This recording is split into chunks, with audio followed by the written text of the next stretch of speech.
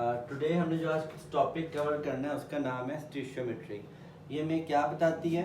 आपके पास एक जनरल इक्वेशन है। For example we have equation hydrogen plus oxygen arrow gives us 2 mole of water molecule. अब अगर यहाँ पे 1 लिखा होता तो ये इक्वेशन बैलेंस ना होती। मैंने इसे क्या करना है? बैलेंस करना है। बैलेंसिंग कैसे करते हैं पहले आप बैलेंसिंग सीख लेंगे। यहाँ पर मेरे पास हाइड्रोजन है और ऑक्सीजन है। सेम ऐसे ही मेरे पास प्रोडक्ट में भी क्या है? हाइड्रोजन है और ऑक्सीजन है। मेरे पास यहाँ पर 2 हाइड्रोजन है और 2 ऑक्सीजन है, लेकिन प्रोडक्ट के अंदर मेरे पास 2 हाइड्रोजन है और 1 ऑक्सीजन है। मैंने इसको भी 2 करना है तो मैं यहाँ पर क्या करूँगा? 2 लगा दूँगा। यहाँ 2 ऐड करने पर हमने हमेशा बैलेंसिंग के लिए जो रिएक्टेंट और प्रोडक्ट्स में सब्सटेंसेस गिवन होते हैं उनकी लेफ़्ट साइड को कवर करना होता है, और लेफ़्ट साइड में लिखे हुए जो नंबर्स होते हैं 1 2 3 उन्हें हम मोल्स कहते हैं। यहाँ मेरे पास 2 मोल ऑफ वाटर हो गए हैं, पहले 1 मोल थे, तो 2 मोल होने से क्या हुआ? ये तरतीब चेंज हो गई। अब मेरे पास 2 ऑक्सीजन है और 2 2 4 हाइड्रोजन है। ठीक है, यहाँ भी ऐसे ही करना है। यहाँ ओ मेरे पास ऑर्डर 2 है तो वो बैलेंस है, लेकिन मेरे पास बैलेंस नहीं है तो क्या नहीं है? मेरे पास हाइड्रोजन। तो अगर मैं यहाँ पर लेफ्ट साइड पर 2 लगाता हूँ तो ये भी 2 2 टाइम्स क्या हो जाएंगे? 4 हो जाएंगे। अब ये बन गए मेरे पास एक बैलेंस केमिकल इक्वेशन। ठीक है, अब आपने इसको फर्दर क्या करना है? इससे आपने स्टीशियोमेट्रिक कैलकुलेशंस को सॉल्व करना है। वो कैसे करते हैं बेटा? एक जो इक्वेशन होती है वो आपको एक आइडियल रिएक्शंस को शो कर रही होती है। वो कह रहे हैं यहाँ पर that 2 mole of hydrogen reacts with 1 mole of oxygen two gives us 2 mole of water molecule. ठीक है, अब इसी को आप बोलते हैं ideal situation in which balance chemical equation is represented. अब आपने इसे करना क्या है? आपने इसको चेंज कर देना है। फॉर एग्जांपल ये मुझे इक्वेशन कह रही है कि 2 मोल ऑफ हाइड्रोजन देते हैं 2 मोल ऑफ वाटर मॉलिक्यूल। मैं क्वेश्चन ये कर रहा हूँ आपसे पास, अगर हमारे पास यहाँ पर 4 मोल्स होंगे हाइड्रोजन के, तो क्वेश्चन इज दैट कि मेरे पास कितने मोल बनेंगे वाटर के।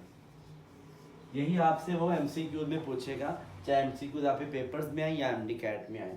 ठीक है, 4 मोल मेरे पास हैं हाइड्रोजन के, तो पूछेगा बताएं कितने मोल बनेंगे वाटर मॉलिक्यूल्स के। तो जब 2 मोल प्रिपेयर कर रहा है तो 4 मोल भी 4 मोल्स ही प्रिपेयर करेगा। That is called स्टीशियोमेट्री।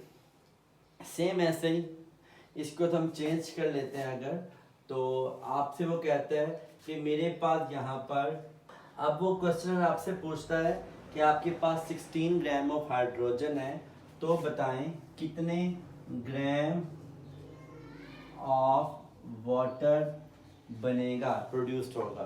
तो देखिए 16 ग्राम से 16 ग्राम वाटर नहीं बनेगा।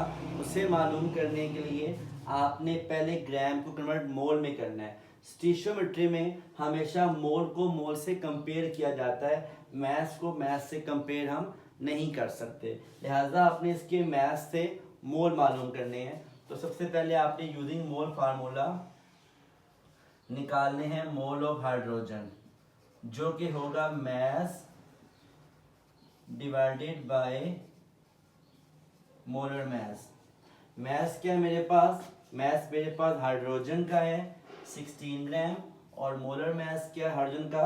2 1 टाइम 2, तो वो 2 आपने यहाँ निकाल दिया। ठीक है, तो ये बने मेरे पास 8 मोल्स। तो आप कहेंगे कि 8 मोल ऑफ हाइड्रोजन जो है वो 8 मोल प्रोड्यूस कर रहा है वाटर के। ठीक है, क्योंकि 2 मोल प्रोड्यूस करता है, 4 मोल प्रोड्यूस 4 करता है, तो 8 मोल कितना है? ठीक है, तो हमारे पास 8 मोल ऑफ हाइड्रोजन जो है 8 मोल प्रोड्यूस कर रहा है वाटर मॉलिक्यूल। अब 8 मोल से आपने अगेन यही वाला जो सेम फार्मूला है मोल का मास पर मोलर मास, उससे इसके मास निकाल देना, ठीक है। तो ये हो जाएगा mass of water is equal to mass mole multiply by molar mass, ठीक है। तो मोल मेरे पास 8 है और पानी का मोलर मास कितना होता है 18 होता है। तो 8 को मल्टीप्लाई हम 18 से करेंगे तो ये बनेगा आपका 18 मल्टीप्लाई बाय 8, 8 64 और 144। तो ये 144 ग्राम ऑफ वाटर प्रोड्यूस्ड करेगा, ठीक है। इस तरह आप डिस्कस करेंगे। रेस कर दो, स्टॉप कर दो।